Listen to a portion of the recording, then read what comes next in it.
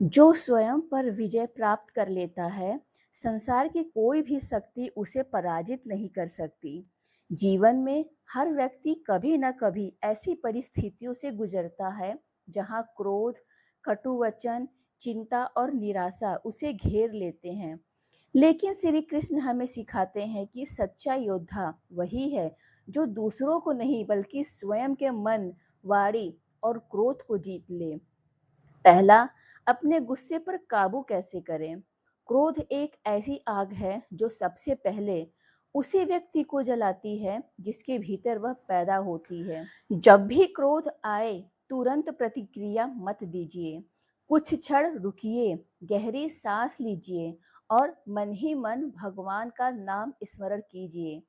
कुछ देर का धैर्य जीवन भर के पछतावे से बचा सकता है। याद रखिए, क्रोध में लिया गया निर्णय अक्सर गलत होता है। जिस व्यक्ति ने अपने गुस्से पर विजय पा ली, उसने आधी दुनिया जीत ली। जब कोई आपको अपमानित करे, तो यह मत सोचिए कि उसे कैसे जवाब देना है। यह सोचिए कि आपका धैर्य आपकी सबसे बड़ी ताकत है। दूसरा, जुबान पर नियंत्रण कैसे रखें? श्री कृष्ण कहते हैं कि शब्दों में निर्माण करने की भी शक्ति है और विनाश करने की भी शक्ति है। बोले गए शब्द कभी वापस नहीं आते, इसलिए बोलने से पहले 3 प्रश्न स्वयं से पूछिए। क्या यह किसी का भला करेगा?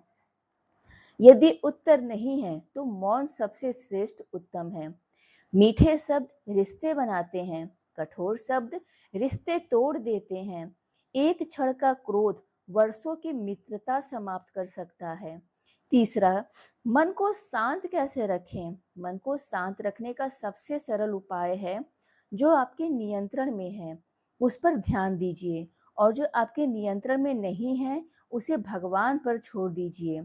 हर सुबह कुछ मिनट प्रार्थना, ध्यान और सकारात्मक विचारों के साथ दिन की शुरुआत करें। बीती हुई बातों का पछतावा और भविष्य की चिंता मन को अशांत बनाती है। वर्तमान में जीना ही सच्ची शांति का मार्ग है। चौथा, विपरीत परिस्थितियों में क्या करें? कठिन समय हमेशा स्थायी नहीं होता। जैसे रात के बाद सुबह होता है, वैसे ही हर दुख के बाद सुख भी आता है। जब जीवन में कठिनाइयां आए, तब घबराए मत। कठिन समय हमें मजबूत बनाने के लिए आता है। याद रखिए, भगवान उसी की परीक्षा लेते हैं जिसमें आगे बढ़ने की क्षमता होती है। दूसरों की बातों से परेशान ना हो। हर किसी को खुश करना संभव नहीं है। यदि लोग आपकी आलोचना करते हैं, तो मुस्कुराइए। जो लोग स्वयं खुश नहीं होते, वही दूसरों को दुखी करने का प्रयास करते हैं। आपका काम सही कर्म करना है, सबको संतुष्ट करना नहीं। छठा, धैर्य सबसे बड़ी शक्ति होती है। बीज बोने के तुरंत बाद फल नहीं मिलता। इसी प्रकार मेहनत का परिणाम भी समय पर मिलता है। धैर्य रखिए, भगवान की घड़ी कभी गलत समय नहीं दिखाती। सातवां, क्षमा करना सीखिए। क्षमा करना कमजोरी नहीं, बल्कि सबसे बड़ी ताकत है। जो व्यक्ति क्षमा कर देता है, उसके मन का बोझ समाप्त हो जाता है। द्वेष रखने वाला व्यक्ति सबसे अधिक स्वयं दुखी रहता है। आठवां, सकारात्मक सोच अपनाइए। जैसा सोचेंगे वैसा बनेंगे। हर परिस्थिति में अच्छाई खोजने का प्रयास करें। नकारात्मक लोग अवसर में भी समस्या देखते हैं, सकारात्मक लोग समस्या में भी अवसर ढूंढ लेते हैं। नौवां, कर्म करते रहिए, फल की चिंता मत करिए। ईमानदारी से कर्म कीजिए, सफलता देर से मिलेगी लेकिन अवश्य मिलेगी। 10वां, भगवान पर विश्वास रखिए। जब सब रास्ते बंद दिखाई दे, तब भी विश्वास मत छोड़िए। भगवान देर करते हैं, अंधेर नहीं। जिसका कोई नहीं होता, उसका भगवान अवश्य होता है। क्रोध आपकी बुद्धि का सबसे बड़ा शत्रु है। मौन कई बार सबसे अच्छा उत्तर होता है। मीठी वाणी सबसे बड़ा आभूषण है। कठिन समय हमेशा कुछ नया सिखाकर जाता है। धैर्य रखने वाला कभी हारता नहीं। भगवान पर भरोसा रखें, रास्ते स्वयं बनते जाएंगे। जो स्वयं बदल जाता है, उसकी दुनिया बदल जाती है। मन शांत होगा तो जीवन आनंदमय होगा। हर दिन एक नई शुरुआत है। दूसरों को बदलने से पहले स्वयं को बदलिए। ईर्ष्या छोड़िए, प्रेरणा लीजिए।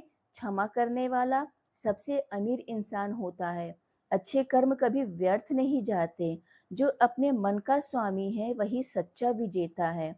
विपरीत परिस्थितियाँ आपकी शक्ति पहचानने का अवसर है।